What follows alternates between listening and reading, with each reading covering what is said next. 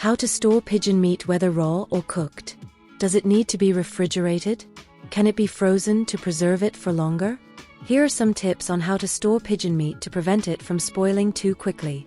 Tips for storing pigeon meat. Pigeon meat is perishable like all other types of meat, so it cannot be left out at room temperature for long. Whether raw or cooked, do not leave it out for more than 2 hours at room temperature. If the temperature where you live exceeds 32 degrees Celsius 90 degrees Fahrenheit, do not leave it out for more than 1 hour.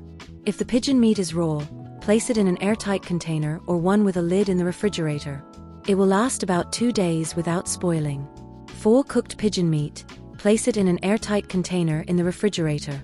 It will last about 4 days without going bad. Can you freeze pigeon meat? The best way to preserve pigeon meat is by freezing it. To freeze, wrap the meat, whether raw or cooked, in plastic wrap or aluminum foil, and place it inside an airtight container. This should be done to prevent freezer burn. Raw pigeon meat can be kept in the freezer for up to 6 months without losing its properties. Cooked pigeon meat lasts about 3 months in the freezer.